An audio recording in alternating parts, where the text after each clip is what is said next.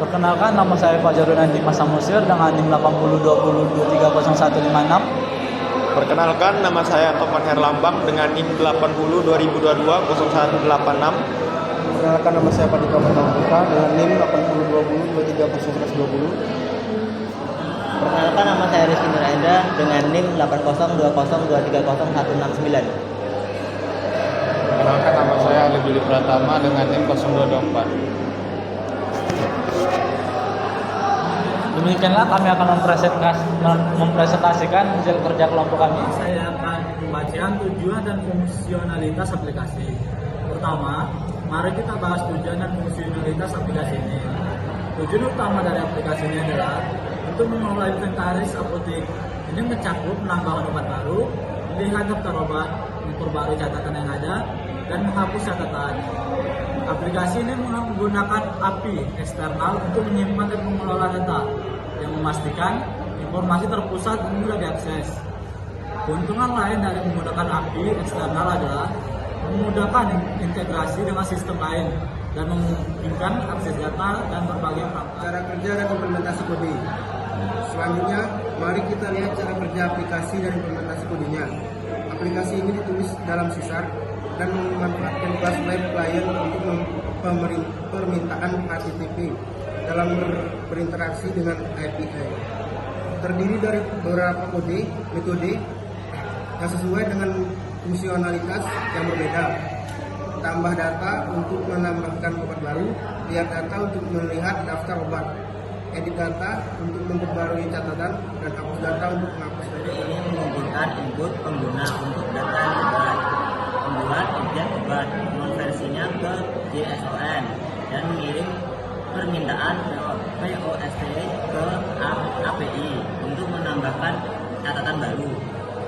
Misalnya, ketika pengguna memasukkan nama obat, kategori, stok, dan harga, data ini akan dikumpulkan dan dikirim ke server untuk disimpan.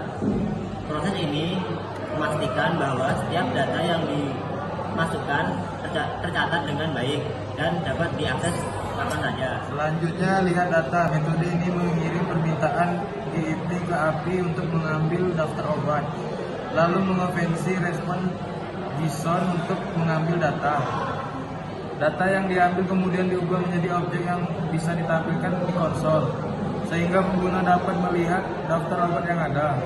Ini sangat berguna untuk mengecek stok informasi lainnya secara cepat dan efisien. Selanjutnya, edit data. Metode ini mengambil data terbaru dari API menggunakan obat dengan ID yang ditentukan, memperbarui detailnya berdasarkan input pengguna, dan mengirim permintaan input untuk memperbarui catatan di API.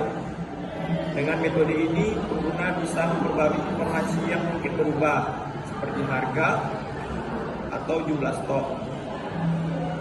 Langkah-langkah ini memastikan bahwa data selalu up-to-date dan akurat. Selanjutnya, hapus data. Metode ini juga mengambil data terbaru, menumbuhkan obat berdasarkan ID, dan mengirim permintaan delete ke API untuk menghapus catatan. Penggunaan bisa menghapus data yang sudah tidak relevan atau tidak diperlukan lagi. Dengan menghapus data secara langsung dari API, itu memastikan bahwa data dihapus dari semua tempat yang terhubung dengan sistem ini. Tujuan menu aplikasi. Di sini kita bisa melihat berbagai pilihan menu yang tersedia. Tambah data, obat, lihat data obat, perbarui data obat, hapus data obat, dan tambah data. Sekarang kita akan menambah obat baru.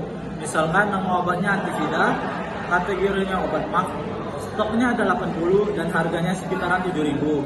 Setelah data dimasukkan, aplikasi akan mengirimkan data ke server dan kita akan dapat melihat konfirmasi bahwa data berhasil ditambahkan. Data. Lihat daftar obat untuk melihat entry yang baru ditambahkan. Berikutnya, ketika akan melihat daftar obat untuk memastikan bahwa entry baru sudah ditambahkan.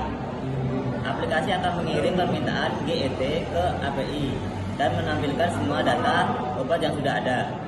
Selanjutnya, edit data. Sekarang kita akan memperbarui stok obat yang ada.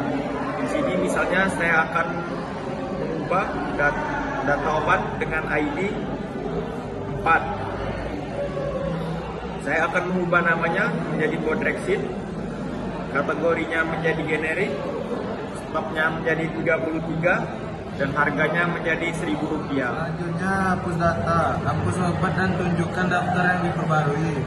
Terakhir, kita akan menghapus obat dari daftar. Masukkan ID obat yang ingin dihapus. Aplikasi akan mengirim permintaan delete ke server untuk mengonfirmasi bahwa data telah dihapus. Kita bisa melihat daftar obat lagi untuk memastikan bahwa obat tersebut telah dihapus. Kesimpulan, terima kasih telah menonton presentasi ini.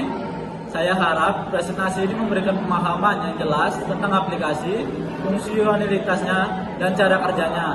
Dan saya berharap presentasi ini bermanfaat bagi Anda semua. Terima kasih.